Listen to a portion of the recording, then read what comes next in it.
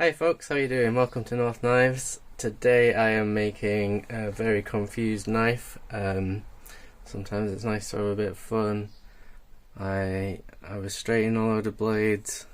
I'd done most of them. I was down to the last two. I did one of them, and I was just bored of it. And so I picked up a knife that was hanging up on my little board of shame, little things that I haven't done, but it was really old and I didn't want to finish it basically.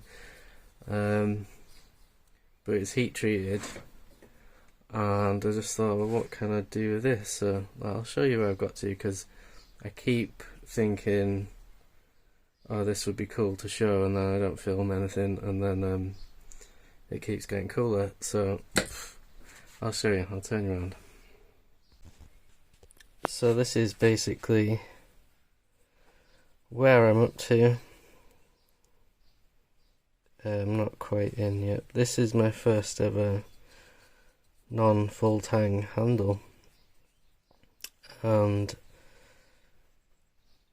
yeah, I'm gonna do like a wah style handle, so like Japanese inspired.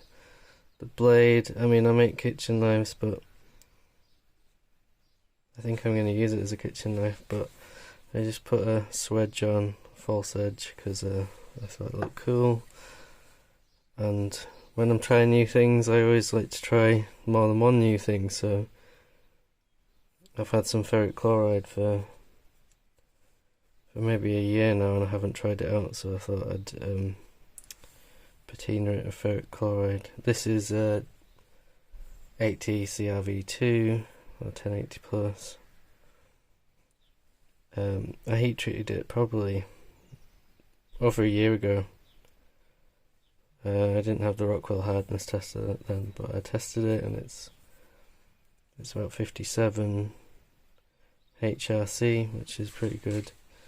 Should make a pretty nice knife. I wish I'd done a bit of a before and after, because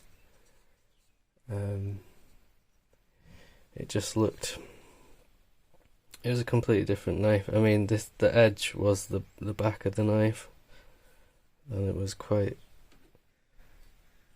well, like almost like a mini cleaver. And I drew out a rough idea of what I wanted, and then tried a few things as I was getting down to that, and then I just thought I'd just leave this little false edge in. It's not sharp. I'm not going to sharpen it. I will sharpen this edge. So that's where I'm up to. Yes, the blade, I think I'm pretty much happy with the blade. I might do another ferric chloride, but we'll see. I quite like that old-ish look that it's got to. And so now I need to do more work on the handle and get it ready for fitting up.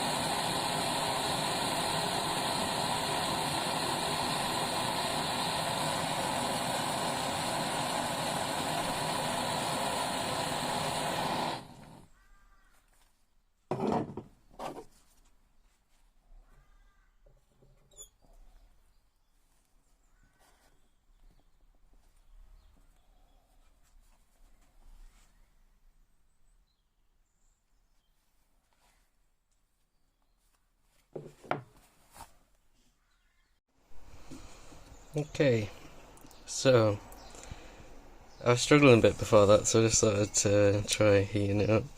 It's gone in pretty nicely. It's pretty square. You can see I've got a bit of a gaping hole either side, but not to worry. I'm making this knife for fun, not as an order. I should be doing orders. Anyway, this is how you learn. It was a little bit of a struggle, you see, because this blade was 2.5mm, and so I guess ideally maybe I would have used a 2mm drill bit and started widening it from there, but I had to use a 2.5mm drill bit, and as you can see, I did it on the drill press and a combination of with this drill.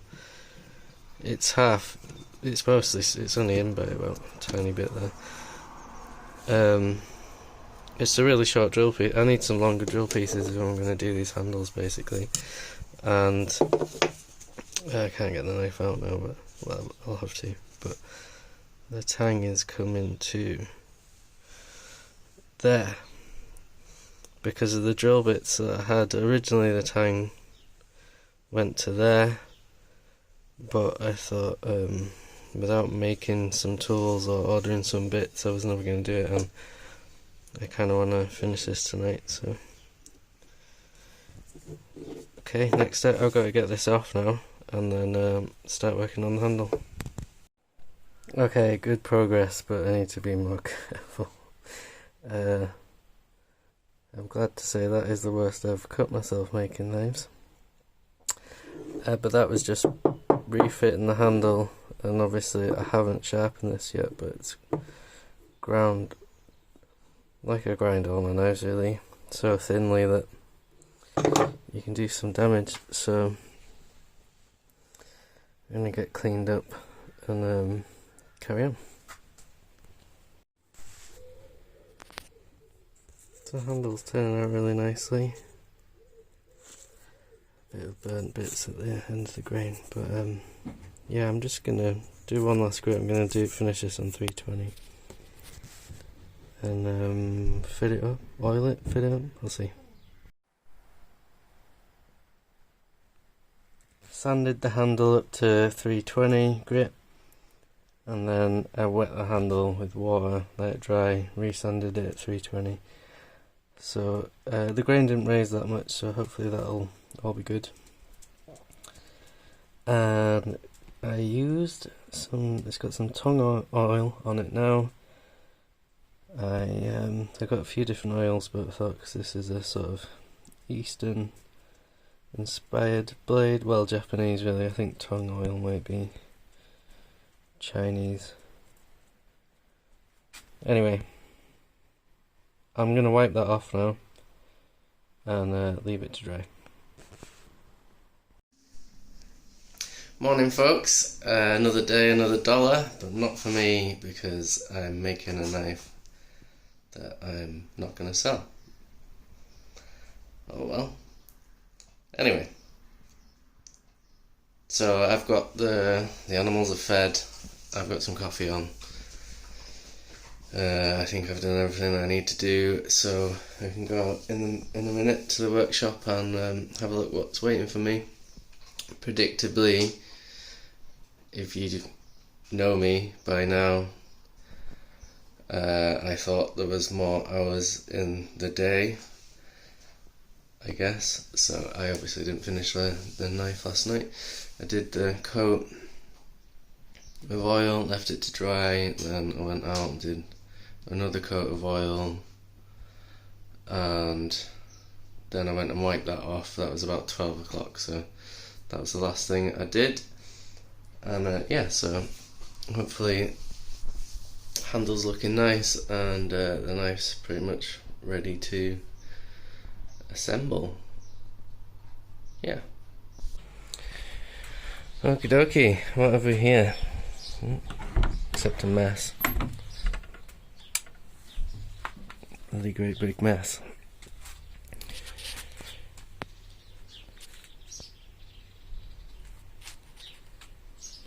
Nice, I'm liking the look of that.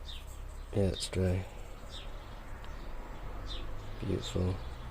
That it looks a bit nicer actually in real life, but it still looks pretty good on the camera too. Okay, let's take this inside so I can ponder. So on my little knife making journey so far, I have found that since when I started taking orders, I kind of concentrated on that quite a lot. And it's not that doing orders is boring per se or anything like that, but you get trapped a little bit in doing what you already know, because you put in so much time and effort, and someone's waiting for this knife. You don't want to spend months on something and then tell them you're starting again. And also, once someone's ordered something, you kind of in a way, I guess, well, in my situation, maybe needing the money, or even if it's just to buy more sanding belts or wood or whatever, all the stuff's fairly expensive. So yeah, anyway, so to keep it interesting for me, I've found once in a while, if I do something completely new, or even just one new thing, or try something out on a knife that's not an order, I think it's really helping me learn.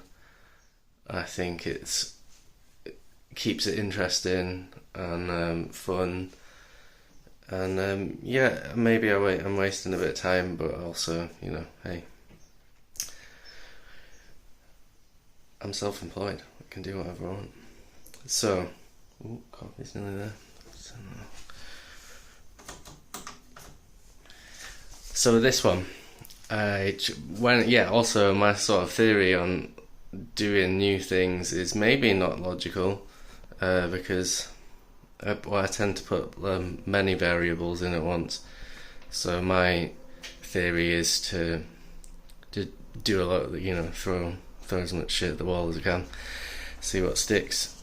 Try a load of new things instead of one new thing, especially if it's not an order, because I've got that opportunity to try things out, and there's no pressure of if I get it wrong or whatever. So this time I tried ferric chloride for the patina. I did a Swedge, which is like a false edge, which is sort of most of the knife makers I watch are inspired by don't make kitchen knives, they make camp knives or weapons, or a lot of it is in America, the culture, and there's a great community of knife makers on YouTube which have really helped me out. So yeah, I've never tried a Swedge. I think they look cool, and I thought I'd do it. Partial tang, I've never done a partial tang, so for me, logically, full tang makes a load of sense. Structurally, strength-wise, everything. And so that's the path I set off down, and I've never tried doing a partial tang. And to be honest, now I'm thinking there's probably a few benefits at least that I can see already. I can talk about that later when the knife's finished. I've done a wire style handle, so like Japanese inspired, never done that. And the wood, so I've got a load of this wood, and what the wood is from a job that I was doing. My friend's got a garden landscaping business, and last summer I did quite a lot of work helping him, and we did a couple of patios actually. It was on the second one, the flagstones. My mate was telling me the wooden boxes that they come in. He was like, "Oh, I always save that wood because it burns like harder and longer than the English wood we have available." And I think the flagstones were Indian, so it's like an Indian local hardwood, but obviously not cherished because they're knocking it down and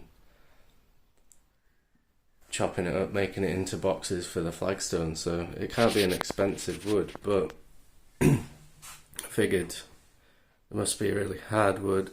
If it burns long and hard, then yeah, maybe it's got some credentials for knife making. So I mentioned that, and he helped me when we'd finished with the flagstones, helped me dismantle one, or took the prettiest bits really off both boxes, or crates, or whatever you call them. And yeah, so I brought it home. It's been drying for over a year. I mean, it was dry anyway, but it might have been green. Anyway, yeah. So I've never tried the wood. I've got a load of it. Some of it looks pretty. Some of it's quite plain.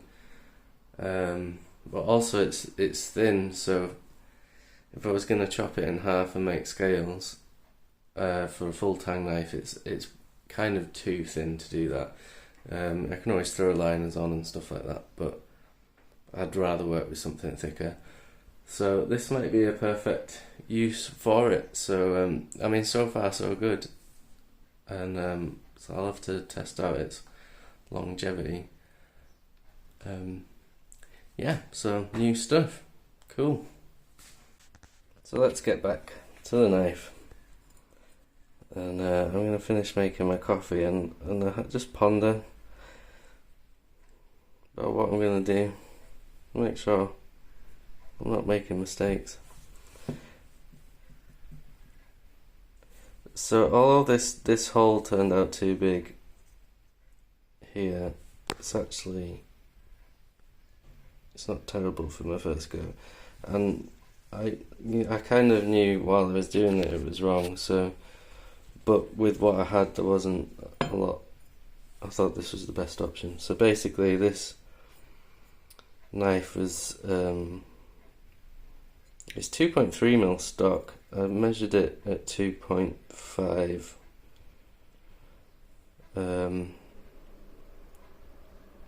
When I started. So basically, this little bit of a tang. This was a full tang knife, and the handle shape was a bit unusual. So I've made this out of improvised, a partial tang really. And because it was so thin, like 2.5mm, I haven't reduced the width of the tang. And partly because I only had these short drill bits, and I thought, well, if I went down to a 2mm drill bit, I'm going to lose a little bit of length for a start. It was a little bit shorter, and a little bit of strength, so I thought I'd probably snap the drill bit. And then also in the tang, it's already thin, so if I say there, I'd reduced it on either side, so there's a little step in which would have hid the hole. I would have been reducing the strength of this already small tang, I would say. Not that I make these knives, but I would have rather have more meat into the handle, more metal.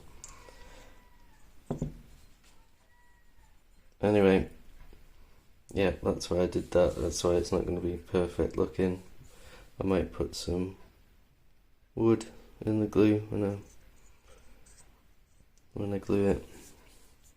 Try and hide it a bit, or I might just leave it. We'll see. It was never meant to be perfect, this knife, anyway. So, my grind, I kind of washed out this grind line as well. I used surface conditioning belts, and then I did hand sanding, then surface conditioning belts, and then, to be honest, the ferric chlorides further washed it out. I still like the look, I just fancied having some crisp grind lines. Still kind of got it on the Swedge. Not perfect, but hey, my first go. Yeah, so what I need to decide is, like, do I sharpen this knife before I fit it up, or do I fit it up and then sharpen it?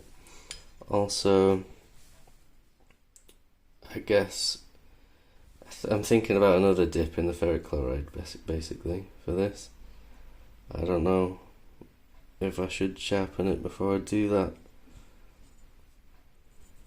or not.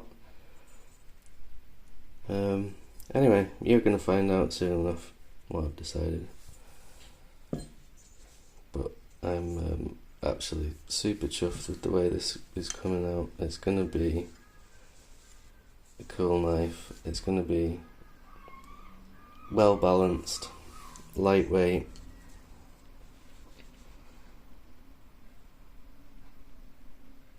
Yeah. Onwards. Okay, so I'm just gonna quickly tidy up and hopefully talk to you at the same time. Hopefully it's not too noisy. Okay, yeah.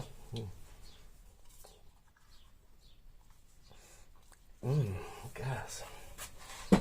Yes, so yesterday I was moving quite quickly, and you know, for me, and making decisions and blah blah blah.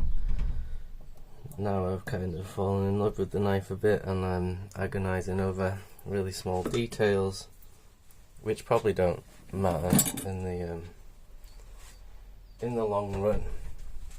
So, in particular, what am I going to do? Which order do I do this in? So the parameters basically are sharpening, etching, and fitting and gluing the handle, basically. And yeah, it might seem trivial, but it's kind of, it will change things quite a lot.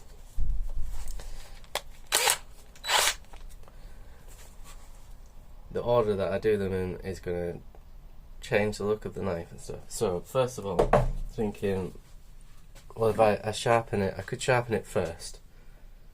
And the other parameter is danger, I guess. I could sharpen it first, because then sharpen the blade, and then when I sharpen the blade, I clamp a little jig to it, and I do tape the blade, but it could mar the finish slightly. And I want to do another ferric chloride anyway. I've decided that. So if I sharpen it first, then if I do mar the finish in any way, I can re-dip it, and you're probably not going to be able to see that. 2, if I sharpen it first, the sharpened edge is going to have the same look as the rest of the blade. I think I could just drop it off and it'll be nice and sharp, but have the same look. If I sharpen it last, the sharpen, although it's not going to be a massive secondary bevel, I don't think, the knife's thin, but it's going to have a fresh steel look. Have I just decided? Am I talking myself into it? Anyway, but then there's the danger element, so I've still got to glue, clamp. I've never done one of these. I haven't figured out how I'm going to clamp it yet. Or if I need to clamp it, I think I should clamp it. But do I want a sharpened tip bit, like mounted into a clamp?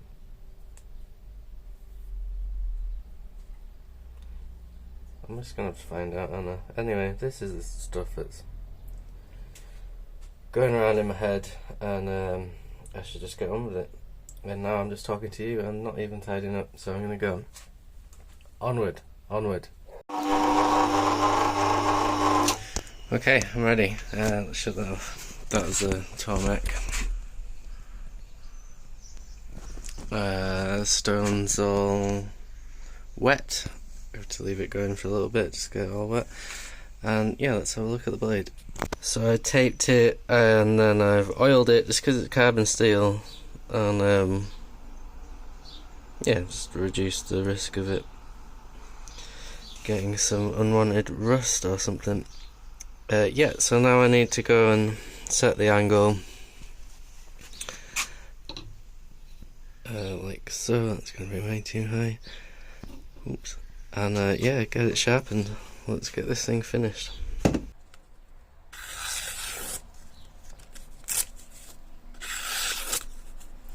Okay, so I've got a sharp knife. I need to strop it. Oh man, look at that. It came out really ugly, uneven.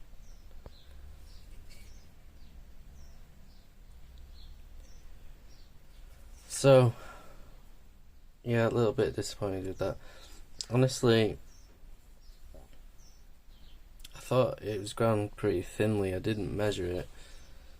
So I put 15-degree angle on both sides, so like 30 degrees. Normally when I do that on one of my chef knives, you know, this secondary bevel is not very big at all. And even so, but I wasn't picking up on it being uneven, or I guess maybe I was just wanting to rush ahead. But another thing is, it could be because this happened to me before, is I haven't flattened my stone on the tarmac for a while, so I'm definitely going to flatten the stone before I sharpen another knife. Anyway, I need to strop this, and yeah, I'm glad I decided to do it in this order, because I'm gonna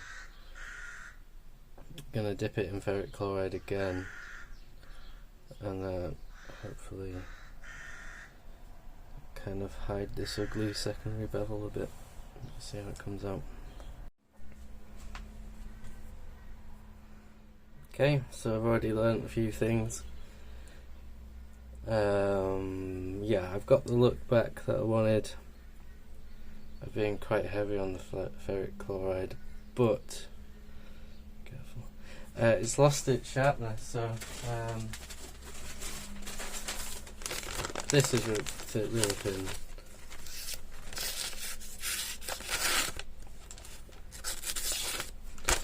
It's a thicker paper.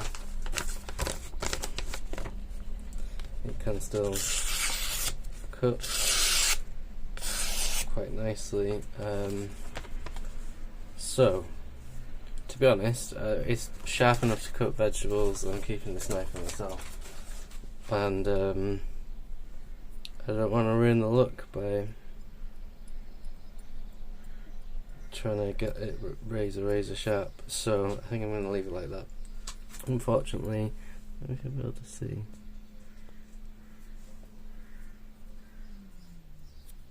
I don't think you can see, but maybe that's the point. The logo, when I etch the logo, I etch it like into the metal.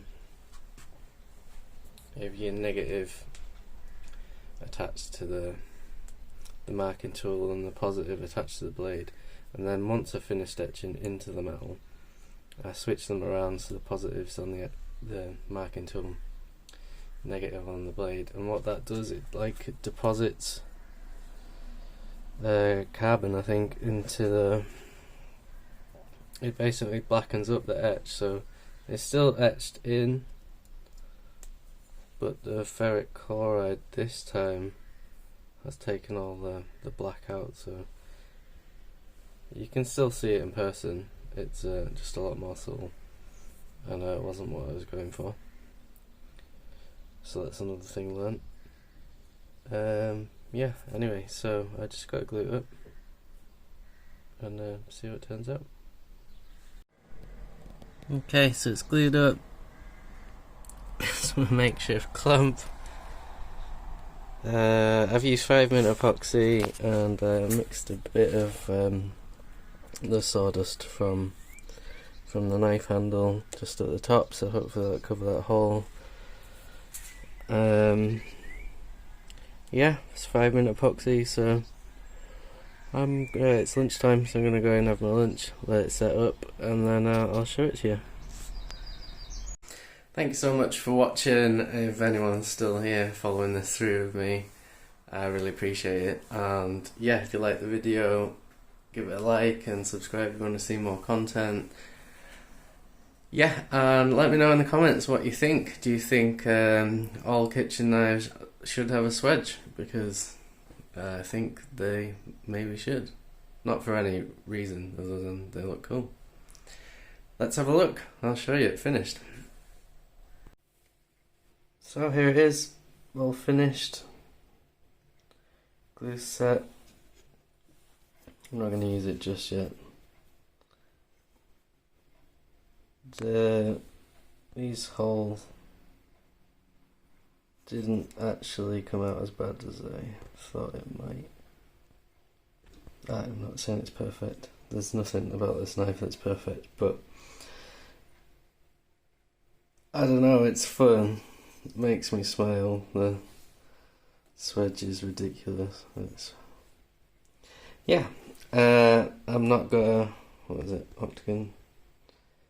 I've not got perfect octagon, but you know, it's not bad. And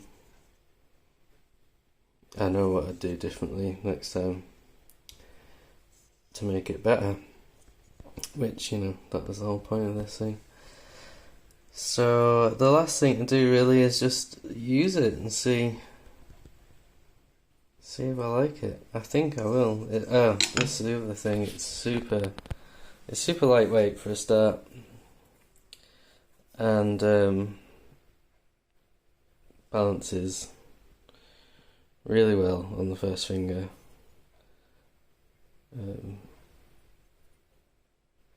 He says.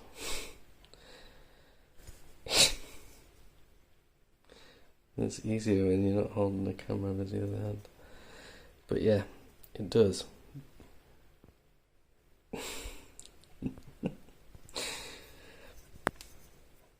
So yeah, last thing to do is give it a whirl, really.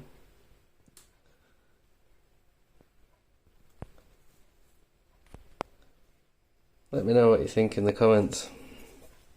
Full tang knives, do you prefer full tang? Do you like hidden tangs? Do you like these Japanese style? What do you use in the kitchen? Let me know. Okay, so I mean, I guess this is kind of like a paring knife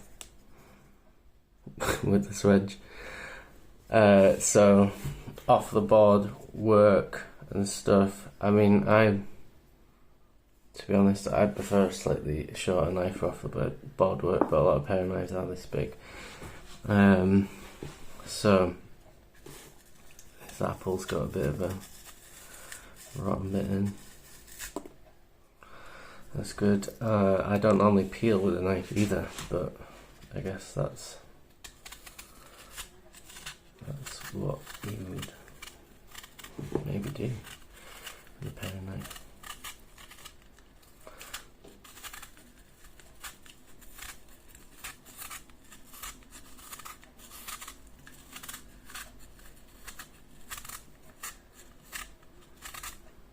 Okay, yeah, it's doing a nice job.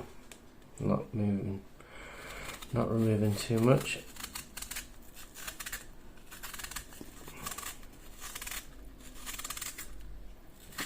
Yes.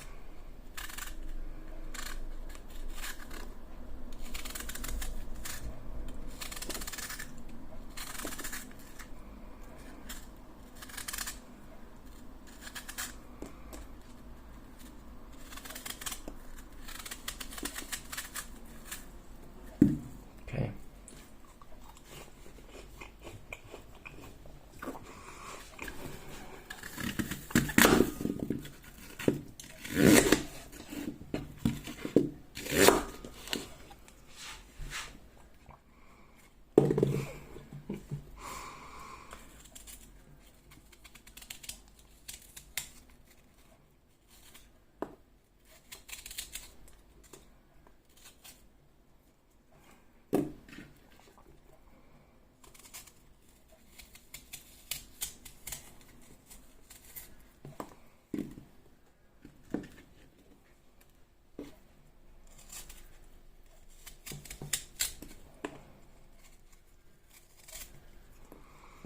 Yeah, it's working pretty good for me. Handle, it's a really nice shape actually to hold. I've never actually owned an octagonal handle knife. I can see the appeal.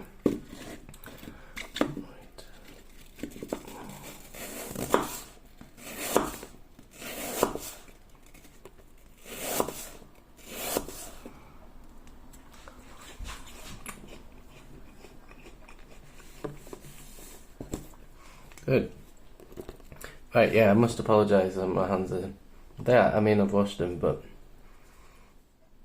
they kind of stay dirty when you're a knife maker. So, yeah, cucumber.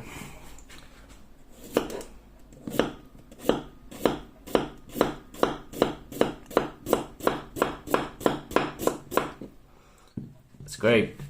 I love it. Yeah, it makes me smile. Thanks a lot for watching. Yeah, see you again, hopefully. Take care. Bye bye.